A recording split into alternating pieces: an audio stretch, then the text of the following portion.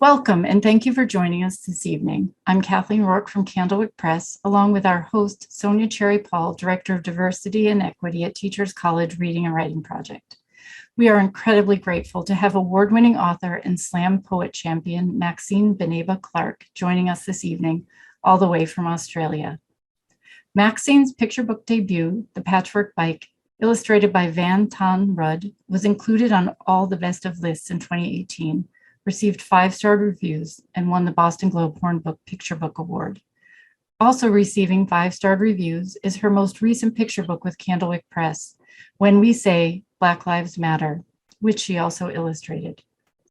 This is what Kirkus Reviews had to say. This slim book contains a necessary and healing exploration of our current moment that will remain relevant for decades to come, an astonishing work of art and a crucial addition to every bookshelf. I now turn the conversation over to Maxine and Sonja. We invite you to use the comment section to ask questions. Maxine, how are you? Welcome to the Black Creator Series.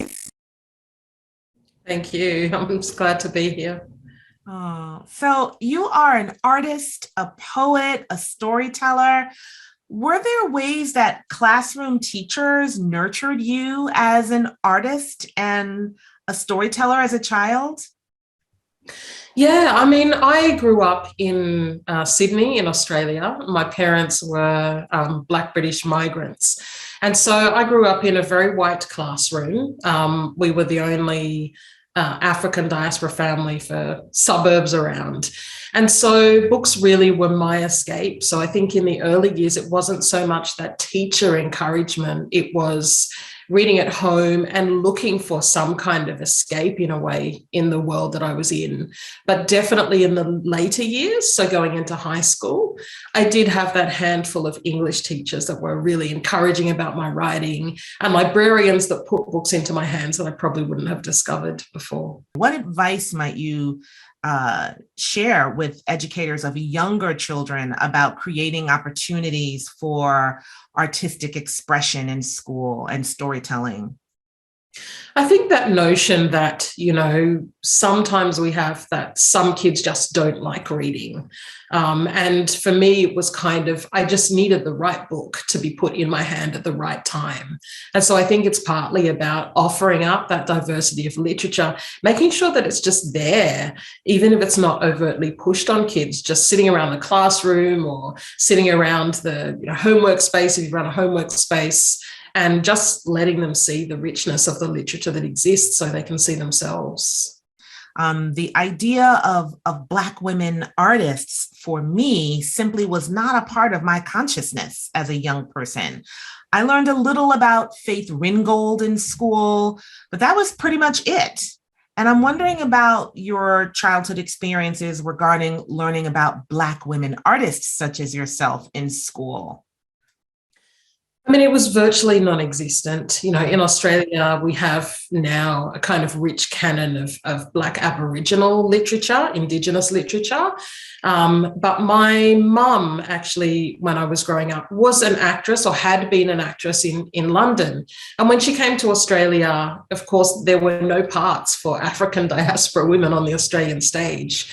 So I think that was my first introduction to the idea of being an artist, was this dearth of work. And the fact that essentially she didn't work for 20 or 30 years simply because it was impossible to be cast. Occasionally she'd go for an audition for a play or something like that and come home and say, no, I didn't get this part. Mm-hmm. But I think because she was in the arts herself, or had been, there was always, there was James Baldwin on the shelf, and there was, the occasional Toni Morrison. And, my parents didn't have that much time to read.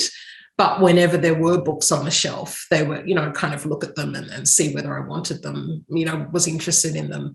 And my dad also had a very extensive record collection. When I say extensive, he was a record nut.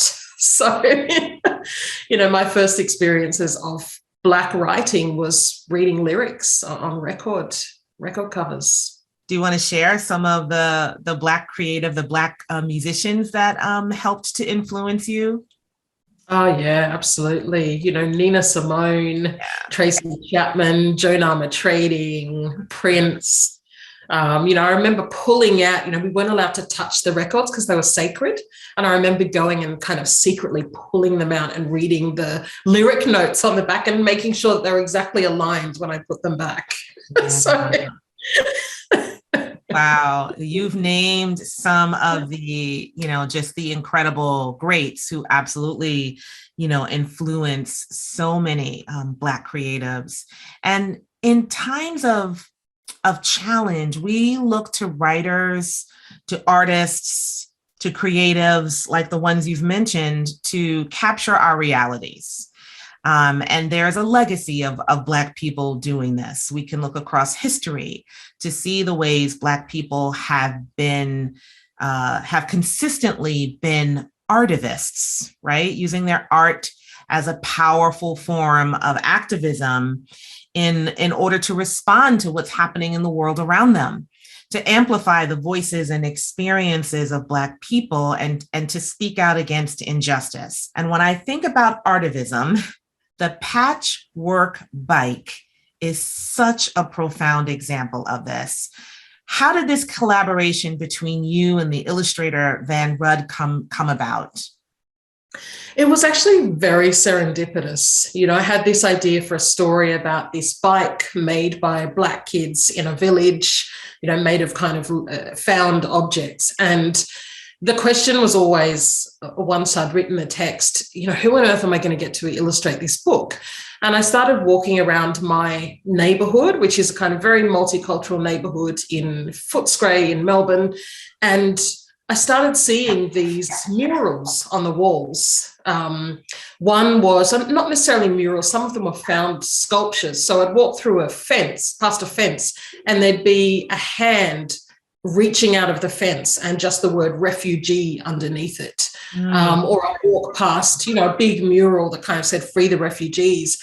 And I thought, I really love this art. Let me track down the person who's actually creating this work. And that person happened to be Van Rudd. And he is a Melbourne-based street artist. He's Vietnamese Australian. Strangely enough, he's actually the kind of renegade nephew of one of Australia's former prime ministers, Kevin Rudd. And so I kind of tracked him down and said, look, at the time I was working for a national paper called the Saturday Paper. And so I said, let me interview you about your work and your life and, why you're creating this kind of work. And then during the interview, he said to me, look, the problem with being a street artist and creating these works for free for people to encounter in their daily lives is no one ever asks me to really do anything in a gallery or anything more commercial. And at that point, I kind of thought, here's my in. So I said, actually, I've got this book project if you're interested. And I gave him the text, and he went away for probably about 4 months.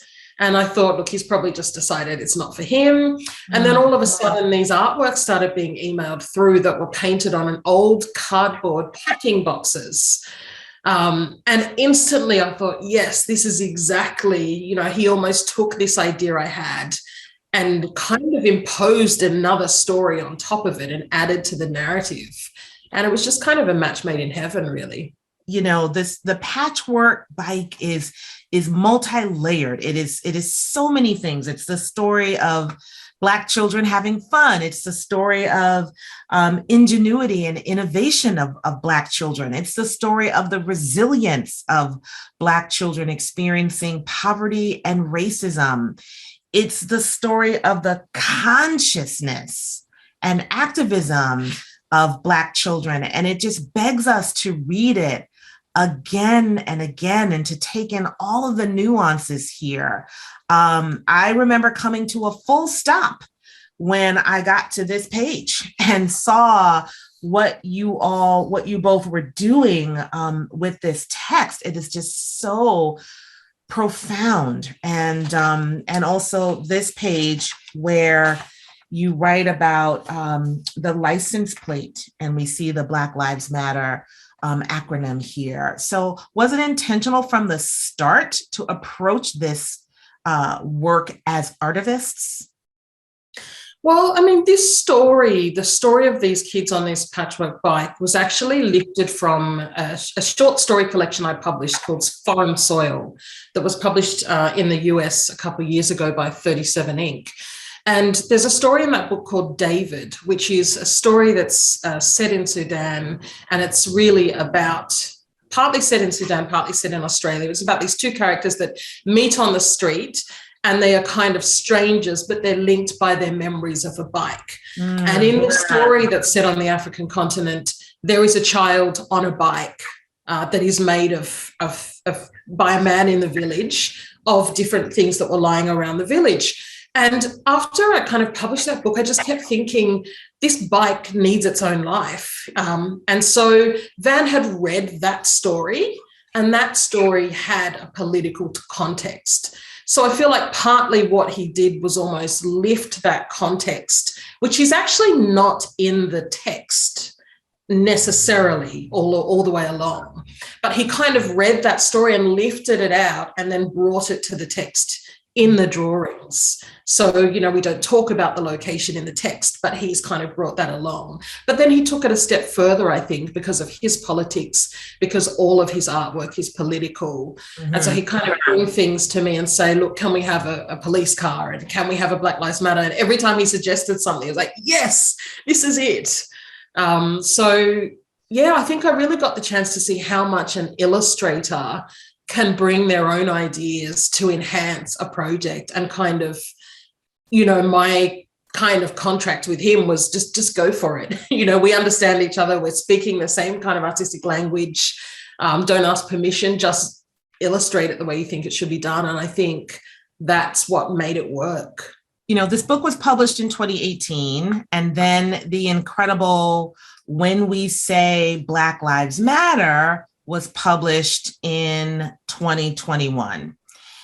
And so this movement has really been informing your work.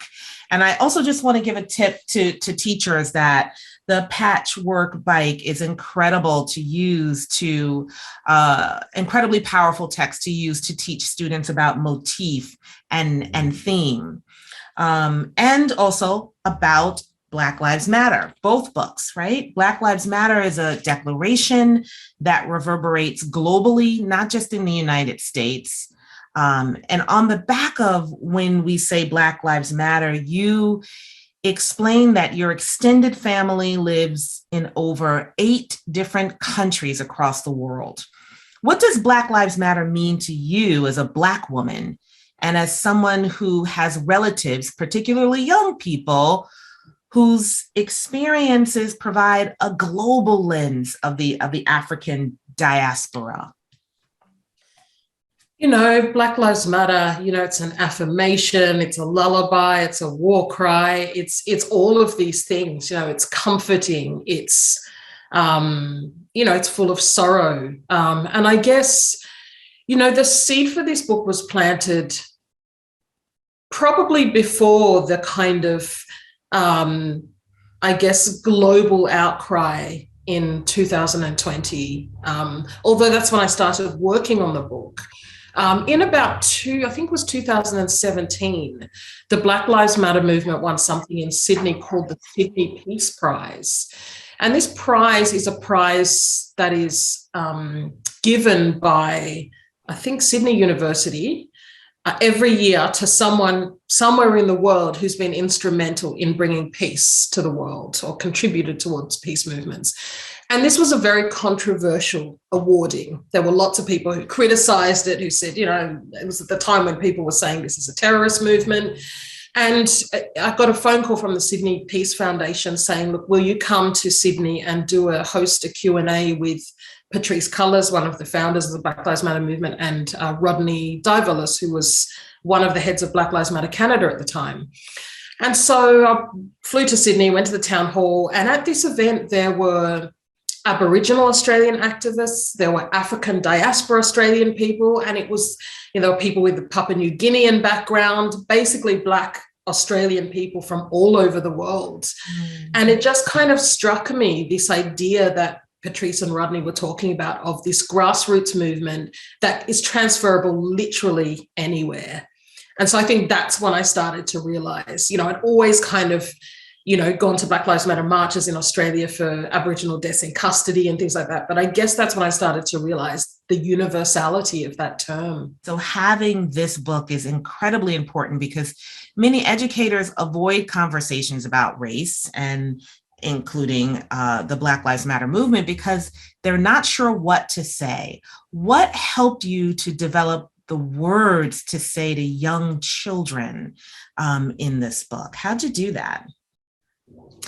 I think, I was thinking about, partly almost taking a leaf from Van's book in terms of, okay, the text needs to be fairly simple and it needs to be something that can be elaborated on depending on the age of the child. So you can read a verse, essentially it's an illustrated poem, and you can read a verse or a page and then you can stop and have a talk about, well, what does this mean? When we say history has done us wrong, when we say fear will not destroy our joy, what actually are we talking about? Mm-hmm. So I guess the idea was to create those spaces to actually have those conversations while reading the book. And I think one of the things I tried to focus on also was centering Black people, which sounds like, of course you would center Blackness because the book is called Black Lives Matter. But in a sense that this book is not about the actions of other people per se. I mean, it is in that kind of, throughout history, Black people have been treated badly, and there's space to talk about that. But I didn't want the lens to be taken away from the experience of this central family. It's really about what they're experiencing. And that was strangely hard to do. How do you allude to something like, 400 years of slavery without saying white people enslaved us? And so, that was the challenge, I think, was to keep it firmly rooted in the Black world. It's clear why this book has been celebrated, because you have done all of these things and it is absolutely stunning. So I want to, talk a little bit about that, right? What approach did you use to create these beautiful illustrations to amplify the words here, Maxine? Can you tell us about the art? Yeah, the artwork is created on cardboard or cardstock, wow. But it's kind of very, very textured. So it has this kind of pebbly texture to the paper. And it's using watercolor pencils to illustrate. So sometimes, it's those pencils that you kind of color in and then you can dissolve them with water to turn them into paint. So sometimes I've left them as paint and sometimes I've left them as, as pencil. And also, I guess I had this idea of silhouetting the figures and not having faces, which I had used in one of my Australian books, Fashionista, which is actually coming out in the US, I think, this year. And I'd used it in that book to focus on the clothes in the book because it was a book about fashion. But I kind of started drawing all different faces on this family when I started. And I just thought, this is about the universality of the Black experience. Mm-hmm. I want Black kids to be able to see any Black family, including theirs, in the same way that I want white kids to relate this to all of the Black people in their lives. It's absolutely gorgeous. And it's exactly how all teachers should begin to have these kinds of conversations about race and racism, by affirming the humanity of Black people and helping young readers develop an awareness about systemic racism. So when we say Black Lives Matter, also a must, along with the Patchwork bike for teachers. So thank you for gifting children with these beautiful books and also helping teachers to do this work in their classrooms. So I want to talk to you a little bit about what's now and next. You mentioned Fashionista, and that is heading our way soon. And I'm super privileged to have received a fold and gather copy of this. And it is just everything. What is this book about, and what other projects can readers look forward to from you, Maxine? Fashionista is a celebration of creativity through fashion. Really, I guess the thing that I was thinking of was similarly to the Patchwork bike, I suppose, which is about resourcefulness in children. This idea that kids have so little choice in their lives often. We tell them what to eat and where to sleep and when to get up and when to do their homework. But fashion is the one thing that kids always latch onto. You always see that little girl walking down the street with a tutu, with gumboots, with a bike helmet on, and it's kind of, as a parent, the inclination is to say, take that off. I don't want you walking down the street with me like that. But yeah, this book is really about how anything from pajamas to old jeans to stripes to an afro can tell the world something about who you are and what you're feeling. And another thing that I noticed, which is so important to talk about, is that there's a lot of sizeism that happens in children's book, which you totally disrupt. And it was just such a joy to look at children being depicted in all various shapes and sizes, and to be presented in ways that are powerful and authentic and beautiful. So for so many reasons, this is just an incredible text to have. And what else is up for you, Maxine? I'm kind of at the end stage of illustrating. It's my first time illustrating a book that's not written by me. And it's a book which I probably shouldn't say, but should be coming to your shores in the next couple of years. And it's called 11 Words for Love. And it's written by an Australian author of Palestinian and Egyptian heritage. Her name's Randa Abdel Fattah. And the concept behind her book is there are over 50 words for love in the Arabic language. And so in the book, this girl is explaining to the reader 11 of the words for love that her family uses. And so it has kind of the Arabic word and then the English meaning, whether it's, love for a sibling, whether it's romantic love, whether it's the love for your neighbor.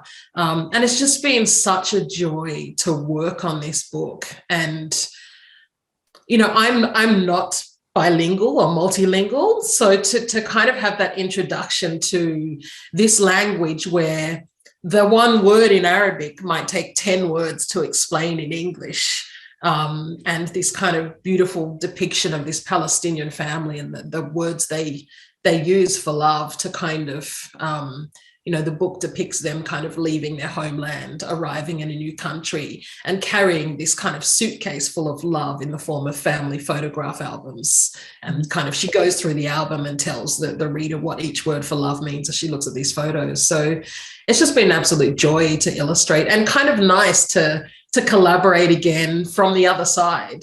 Maxine, in the author's note of the Patchwork bike, you write that dire circumstances can be imposed and can be or seem debilitating, and imagination is really important. And I want you to know that because of your work, children can imagine a better and brighter future for themselves, one filled with possibility and joy. What does it mean to you to be a Black creator? Oh, it's so important. I never thought growing up that I would be able to put books on a shelf, or that I would be able to work with other marginalized writers to have their work on the shelf. And creativity is something that is it shouldn't be a privilege. To have access to those things which allow you to be creative and to put work out in the world, whether you're 5 years old or 50 years old. And so I think to be part of that is, it's an honor and a privilege. And yeah, I hope lots of other kids are inspired by it. And also more so that other publishers take a chance, see work like mine and work like Van's and work like Randa Abdel Fattah's and kind of say, okay, this is the kind of work we should be making. Thank you, Maxine. It's been such a pleasure. Thank you, Sonja. Thank you so much. I hope you all enjoyed the conversation and can take Maxine's joyful, affirming, and powerful work into your classrooms. Please join us in March for a conversation with Dee Nichols, an arts-based organizer, social impact designer, serial entrepreneur and keynote lecturer who has mobilized change makers nationwide to develop creative approaches to the social, civic, and racial justice issues that matter most within communities. She'll be sharing her book, Art of Protest, Creating, Discovering, and Activating Art for Your Revolution. For a full schedule of conversations, please visit blackcreatorseries.candlewick.com.